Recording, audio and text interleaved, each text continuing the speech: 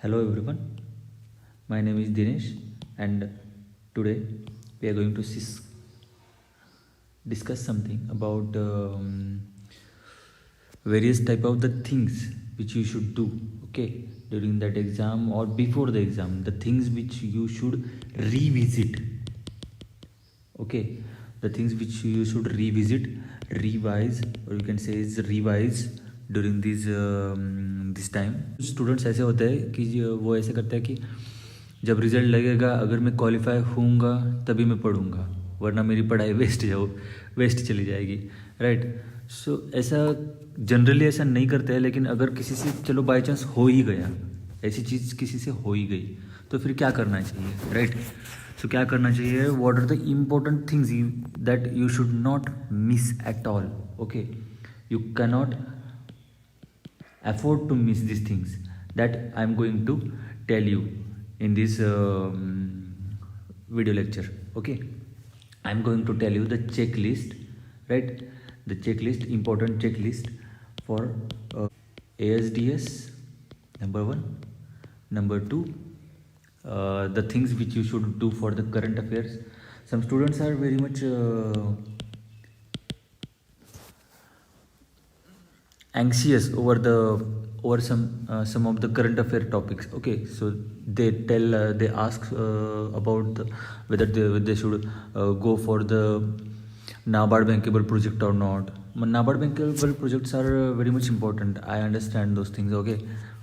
But जैसे मुझे याद है, जितना मुझे याद है, वो बस एक ही साल के लिए आए थे। नाबार्ड बैंकेबल प्रोजेक्ट जो है वो बस एक ही साल के लिए आए थे, और उसके बाद सीधा ये शायद महाराष्ट्र बैंक ऑफ महाराष्ट्र के जो एग्ज़ाम ली थी, ओके, AFO के लिए, तो उसमें आए थे, राइट।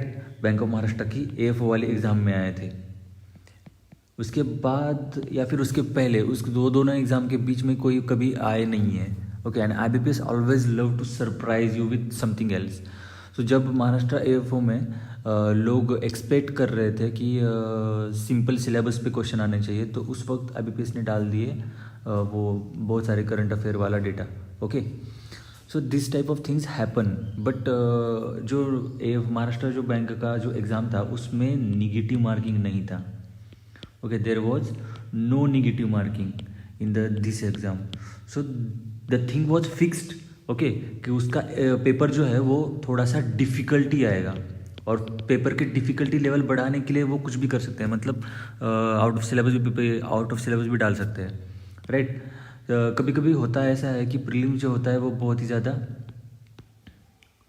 ईजी होता है, तो प्रीलिम्स ईजी होने की वजह से बहुत सारे लोग क्वालिफाई कर लेते हैं मेंस के लिए, तो फिर वो जो मेंस का पेपर है वो उनको फिल्टर करने के लिए थोड़ा सा डिफ़िकल्टी लेवल उसकी बढ़ानी पड़ती है, okay. So this is like inversely proportional. अगर प्रीलिम्स बहुत ज़्यादा डिफिकल्ट होगा तो फिर मेंस थोड़ा सा इजी होगा, और अगर प्रीलिम्स अगर बहुत ज़्यादा इजी रहा तो फिर मेंस जो है बहुत काफ़ी डिफ़िकल्ट हो सकता है। This is not a thumb rule, but ये एक पॉसिबिलिटी है जो मैक्सिमम टाइम मैंने जिस तरीके से एनालाइज किया है एग्ज़ाम्स को, उसके हिसाब से ये जो है वो सही है, okay. So I am going to tell you about the current affair things, okay. Current affair things which you should do and which you should not do. देखिए, करंट अफेयर करना इंपॉर्टेंट है, लेकिन current affair is not at all that much, it does not cover that much portion of your syllabus, right.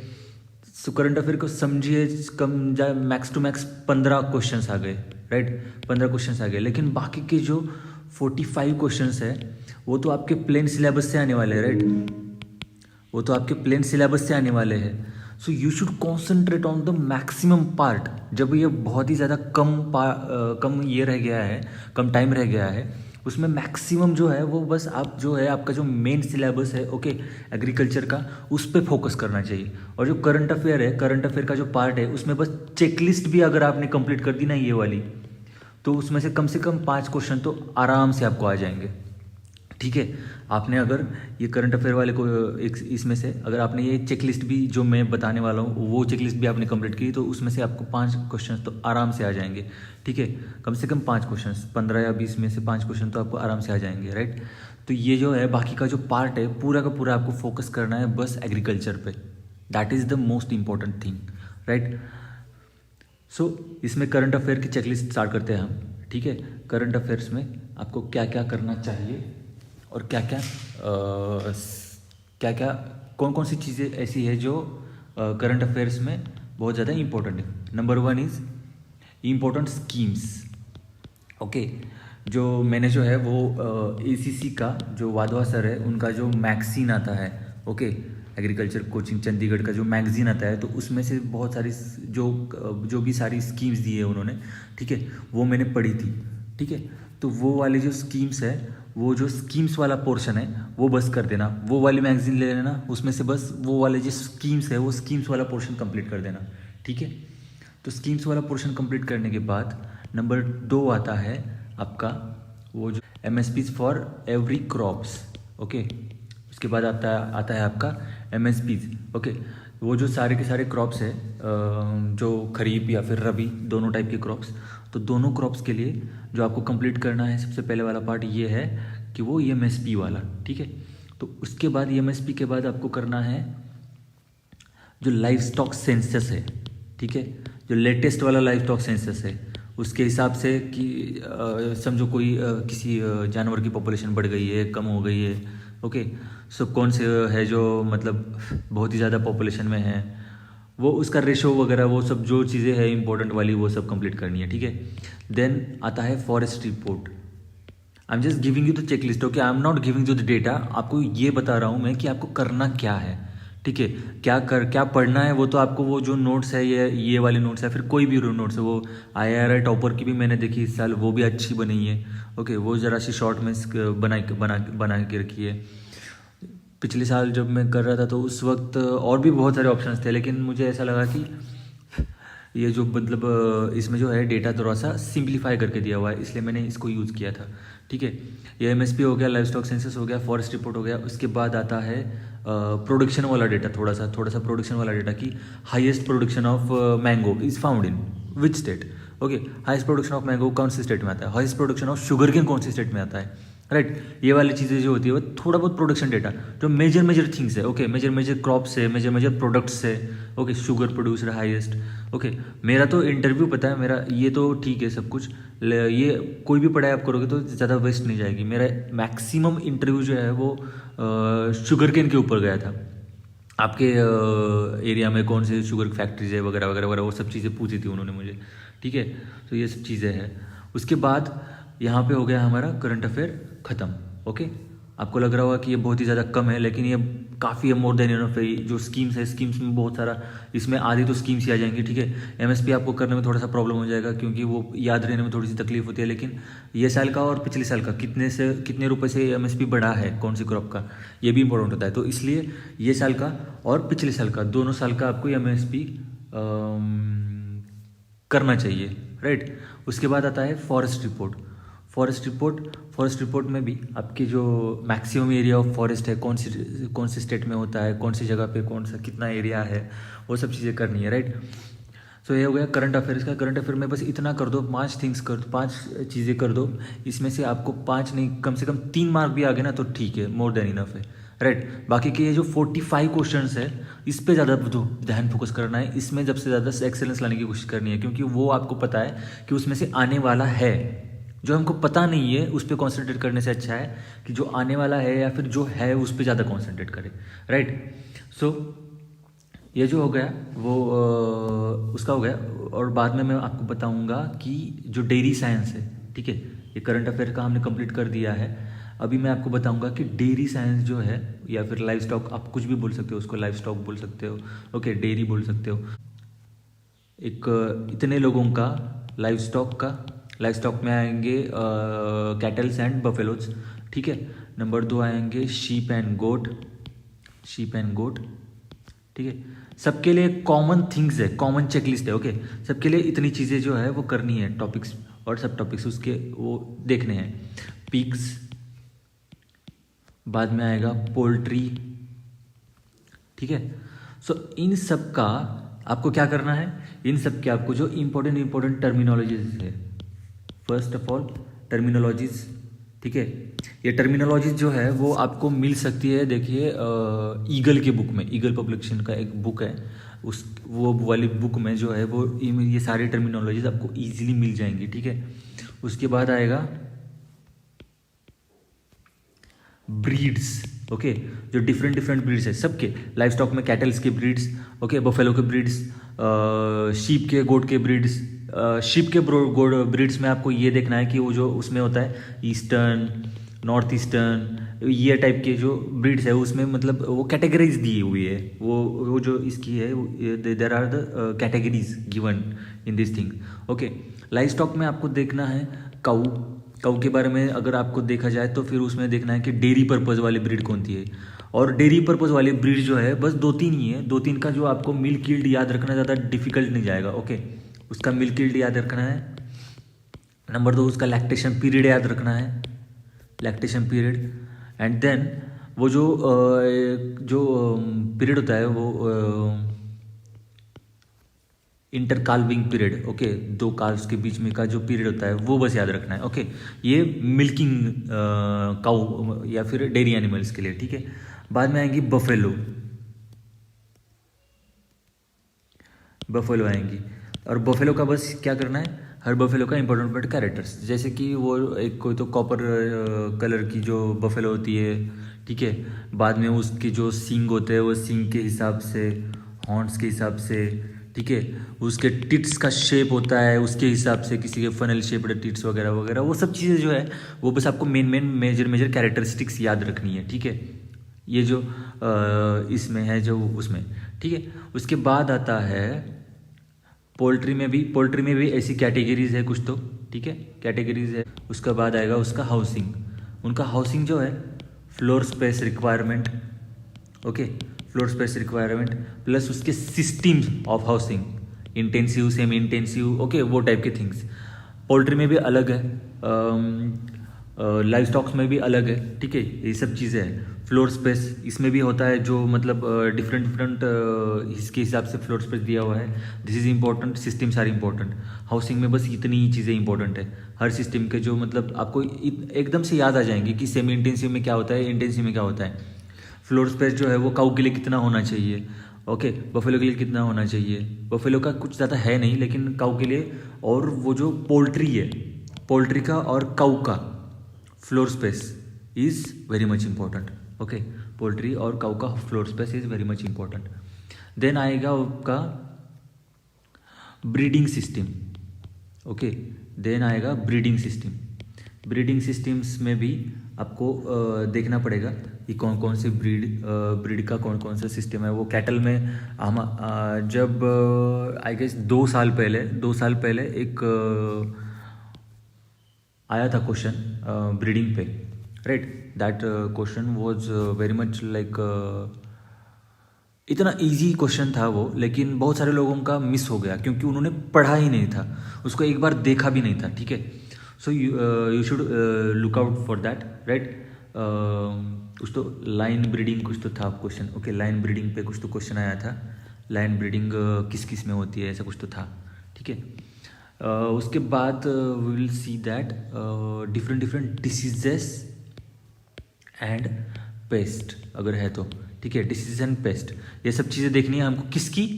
किसके लिए देखनी है, ये जो सारे लाइव स्टॉक के लिए भी देखनी है, शिप के लिए भी देखनी है, गोट के लिए भी देखनी है, पिग्स के लिए भी देखनी है, और पोल्ट्री के लिए भी देखनी है, ओके। पोल्ट्री के जो डिसीजेस है, पेस्ट है, वो कौन सा है, वो पोल्ट्री के डिसीजेस पेस्ट बहुत ज़्यादा इंपॉर्टेंट है। अब अभी अगर डिसीज एंड पेस्ट हो गया तो फिर उसके बाद आपको देखना है वैक्सीनेशन, राइट।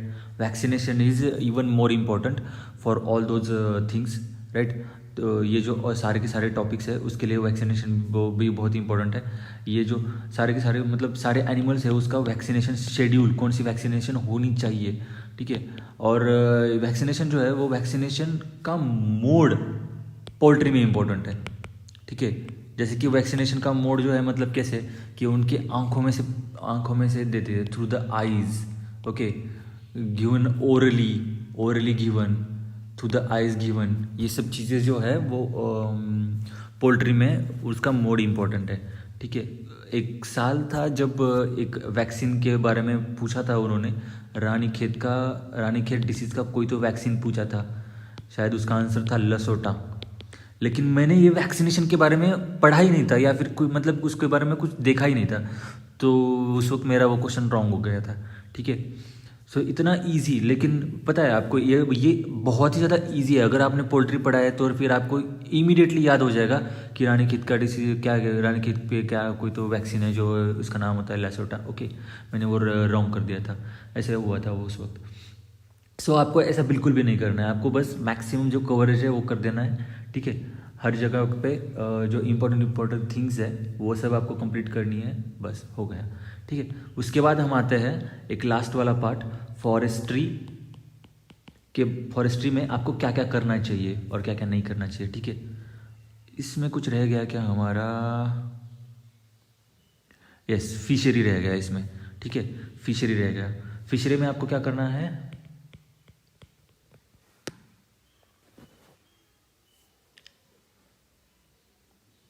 फिशरी में आपको करनी है जो फिश की जो लाइफ साइकिल है।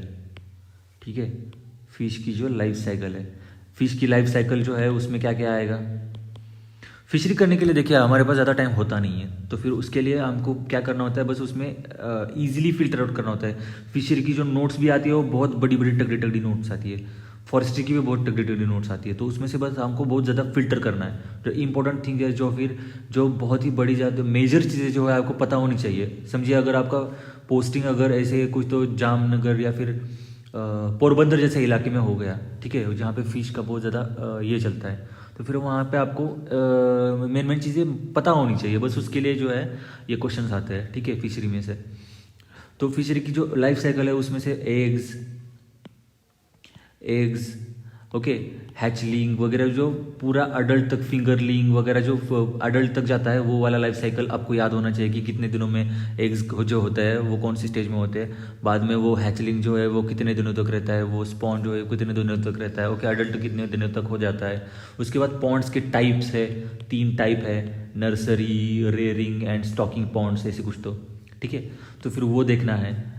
फिर उसके बाद आपको वो जो पॉन्ड्स है, पॉन्ड्स में क्या क्या देखना है मैं आपको बताता हूँ। पॉन्ड्स में क्या क्या देखना है आपको ये बताता हूँ। पॉन्ड्स में आपको देखना है कि कौन कौन से स्टेजेस के फिशेस हम वो वाले पॉन्ड में रखते हैं। नर्सरी पॉन्ड में आप कौन कौन से स्टेजेस में फिशेस रखते हैं। ठीक है, कौन सी स्टेज के फिश हम रेयरिंग पॉन्ड में रखते हैं, कौन से स्टेज के फिश हम स्टॉकिंग पॉन्ड में रखते हैं। ठीक है, बाद में उस पॉन्ड का जो पीएच है, ठीक है, वो याद रखना है। उसका डेप्थ जो है वो हर पॉन्ड का डेप्थ अलग अलग है, वो याद रखना है। ठीक है, उसके बाद उसका जो भी प्लैंकटन लेवल है, प्लैंकटन लेवल, ये मतलब ज़्यादा इंपॉर्टेंट नहीं है, बस ये प्लैंकटन लेवल हर एक में डिस्टिंक्ट है, अलग अलग है, इसलिए मैंने ये बता दिया। ठीक है, ये हो गया फिशरी का। और एक इंपॉर्टेंट चीज़ फिशरी में ये है कि फिशरी में जो है वो लाइमिंग रिक्वायरमेंट 1-2 बार पूछी है पिछली बार। ठीक है, लाइमिंग रिक्वायरमेंट अकॉर्डिंग टू उसकी जो सॉइल का पीएच है उसके हिसाब से लाइमिंग रिक्वायरमेंट वहाँ पे पूछता है। वो ऐसे वो जो क्या कहते हैं, वो लाइमिंग रिक्वायरमेंट से हम उसको वो जो पानी है वो उसको थोड़ा सा कम एसिडिक कर सकते हैं, या फिर कम, या फिर हम उसको थोड़ा सा ये कर सकते हैं, क्या कहते हैं वो, न्यूट्रल कर सकते हैं। ठीक है, ये चीज़ें करनी है। बाद में हम देखेंगे कि फॉरेस्ट्री में क्या करना है। ठीक है, ये हो गया फिशरी का, हमने जो एनिमल का है पूरा का पूरा कंप्लीट कर दिया है। बाद में फॉरेस्ट्री का हम देखते हैं कि फॉरेस्ट्री में क्या क्या करना है। फॉरेस्ट्री में सबसे इम्पोर्टेंट क्रॉप प्लांट्स है, ये है टीक, नंबर 2 है बाम्बू, नंबर 3 है टैमरिंड। ठीक है, और फिर आप कुछ भी कर सकते हैं, मतलब ये जो है वो मैंने बस 3 ही किए थे। ओके, ज़्यादा कुछ किया नहीं था, मैंने बस 3 ही किए थे। सीरीकल्चर में जो सिल्कवर्म्स वगैरह जो है वो उनका जो फीड है, ओके, डिफरेंट फीड, ओके, जो जिस चीज़ पे इसके types, these are important. Then सबसे ज़्यादा लोग जो स्किप करते हैं वो चीज़ मैं आपको बताता हूँ, इसके डिसीजेस एंड पेस्ट। अगर आप ये इसके सिल्कवर्म के डिसीजेस एंड पेस्ट पे वीडियो चाहते हैं, आपको अगर कहीं पे मिल नहीं रहे हैं तो मुझे बता देना। ठीक है, कमेंट बॉक्स में मुझे बता देना, मैं आपको ये सिल्कवर्म और हनीबीज, इवन हनीबीज के लिए भी ये इंपॉर्टेंट है। ठीक है, हनीबीज के भी diseases are very much important. Honeybees के diseases are very much important, diseases और उसके पेस्ट। बहुत ज़्यादा इम्पोर्टेंट है, ठीक है। हर साल एक ना एक आता ही है, और जिस साल आता है, ओके, कभी कभी नहीं भी आया तो फिर मतलब समझिए, जिस कभी एग्जामिनर को बहुत ज़्यादा डिफिकल्ट पेपर बनाने का मन किया तो फिर ये डिसीज और पेस्ट पे डाल देगा, सीरीकल्चर और हनी बीज के, ठीक है। और अगर किसी साल नहीं आया क्वेश्चन तो ऐसे समझना है कि अगले साल 101% वो इस पे क्वेश्चन आएगा ही आएगा, ठीक है, डिसीजेस एंड पेस्ट पे, ठीक है। So this is all. अगर आपको मतलब मैंने बहुत सारे टॉपिक कवर करने की कोशिश की है इसमें, वीडियो हमको शॉर्ट बनाना है, इसलिए अगर हमको टॉपिक को समराइज करना होगा तो हम ऐसे कर सकते हैं कि जो ब्रीड्स है, ठीक है, ब्रीड्स के इंपॉर्टेंट कैरेक्टरिस्टिक्स, जैसे कि काउ में मिल्क वाला जो है याद रखना है, बफेलो में जो है वो फिजिकल कैरेक्टरिस्टिक्स याद रखने हैं, गोट शीप में भी फिजिकल कैरेक्टरिस्टिक्स याद रखने हैं, शीप में जो है वो कौन कौन सी जगह पे कौन कौन से ब्रीड होते हैं, ओके, नॉर्थ ईस्टर्न वगैरह वो कैटेगरीज याद रखनी है, ठीक है। बाद में उसकी हाउसिंग, ठीक है, बाद में उसका जो है ब्रीडिंग सिस्टम जो कौन कौन सा है, ठीक है, लाइन ब्रीडिंग, क्लोज ब्रीडिंग वगैरह वो टाइप की जो चीज़ें हैं वो। बाद में उसके diseases, pests, okay, vaccination schedule, vaccination कैसे करना है, ओके, पोल्ट्री में जो है वो कौन सा वाला वैक्सीनेशन कौन मतलब आइज के थ्रू देते हैं या फिर ओरल वैक्सीन देते हैं, वो सब चीज़ें याद रखनी है, ठीक है। बाद में हमने देखा कि फिशरी में हमने देखा कि फिशरी में क्या है, फिशरी में जो लाइफ साइकिल है फिश की वो, ओके, पॉन्ड्स की जो कैरेक्टरिस्टिक है, पॉन्ड्स की कैरेक्टरिस्टिक जैसे कि पीएच, ओके, डेप्थ, उसमें स्टेजेस कौन कौन से स्टेजेस के फिश रखते हैं वो, ओके, वो इम्पोर्टेंट है, ठीक है। फॉरेस्ट में हमने देखा कि फॉरेस्ट में हमने बस क्या क्या देखा कि कौन कौन से टीक, बाम्बू एंड टैमरिंड, उसके प्रोपोगेशन किस थ्रू होता है, कौन सी चीज़ों से प्रोपोगेशन होता है वगैरह, वो प्रोपोगेटरी मटेरियल, वो सारी चीज़ें जो है आपको इसमें देखनी है, ठीक है। बाद में सीरीकल्चर और एपीकल्चर में हमको क्या देखना है कि उसके डिसीजेस एंड पेस्ट, बाकी की चीज़ें तो पढ़नी ही पढ़नी है, लेकिन ये डिसीजेस एंड पेस्ट जो लोग स्किप करते हैं वो नहीं स्किप करना है, ठीक है, वो इंपॉर्टेंट है। बाद में हमने देखा कि करंट अफेयर में हमें क्या क्या करना है, करंट अफेयर में करना है। आई एम वेरी सॉरी, मेरी हैंड राइटिंग बहुत ही ज़्यादा क्या कहते हैं वो बता नहीं सकते कि हैंड राइटिंग ख़राब है, एक तो पहले से हैंड राइटिंग ख़राब है और यहाँ पे बैंक में आने के बाद तो और ख़राब हो गई है क्योंकि बहुत ज़्यादा फास्ट लिखना पड़ता है, ठीक है। MSP, then live stock census, okay, then agriculture census, then forest report, different schemes, ठीक है, और थोड़ा सा प्रोडक्शन डेटा अगर आपके पास टाइम बच गया तो, ठीक है। ये सब चीज़ें जो है आपको करनी है। इन सब चीज़ों पे कम से कम आपको 4 से 5 क्वेश्चन 101% आएंगे ही आएंगे, ठीक है। जो 15 या समझो बहुत ही ज़्यादा एग्जामिनर का मन किया कि मैं इनकी ये कर देता हूँ, मतलब मैं इनकी क्या कहता हूँ खराब, मतलब इनका बहुत ही ज़्यादा डिफिकल्ट पेपर निकाल देता हूँ, फिर भी वो क्या करेगा 20 क्वेश्चन डालेगा, 20 क्वेश्चन में से कम 4 से 5 क्वेश्चन उसको इसी चीज़ में से डालने पड़ेंगे, ठीक है, वो इसमें ही से ही डालेगा। सो बाकी के जो 40 क्वेश्चन है वो तो अपने हमारे वाले पार्ट में से आएंगे जो आपका बहुत ही ज़्यादा परफेक्ट है, जो आपने एफओ के लिए भी किया है, ठीक है। So this is it, thank you very much. अगर आगे कोई और भी सब्जेक्ट के लिए आपको ये वाला चाहिए, ओके, ये वाली चीज़ जो चाहिए, तो फिर आपको करना क्या है, आपको करने हैं ये जो वीडियो है इस पर कम से कम 100 लाइक्स आने चाहिए, ठीक है। 100 लाइक्स का टारगेट है। 100 लाइक्स का अगर टारगेट आपने कंप्लीट कर दिया तो फिर मैं अगला वाला मतलब सॉइल साइंस के लिए या फिर एग्रोनॉमी के लिए भी ऐसी एक चेकलिस्ट बना दूंगा, ठीक है। ये जो चेकलिस्ट है मैंने इसलिए इम्पोर्टेंट है, ये बहुत इंपॉर्टेंट है और लोग इसमें बहुत सारा टाइम वेस्ट कर देते हैं, क्या पढ़ना है और क्या नहीं पढ़ना है, इसलिए मैंने ये चीज़ बनाई है, ठीक है। इसकी ज़रूरत है इसलिए मैंने बनाई है, बाकी के सब्जेक्ट्स के लिए तो आपको ज़्यादा ज़रूरत है नहीं, ठीक है। ये टारगेट कंप्लीट कर देना 100 लाइक्स का, ठीक है। मैं अगली जो नीचे कमेंट बॉक्स में बता देना कि कौन से सब्जेक्ट के लिए चाहिए आपको चेकलिस्ट नेक्स्ट वाली, ठीक है। सो मैं आपको वो जो चेकलिस्ट है वो आपको इमीडिएटली प्रोवाइड करा दूंगा, ठीक है, एग्जाम से पहले। So thank you very much and have a nice day. Like, share and subscribe and I am very sorry मेरी ये गंदी हैंड राइटिंग के लिए, ठीक है। Thank you.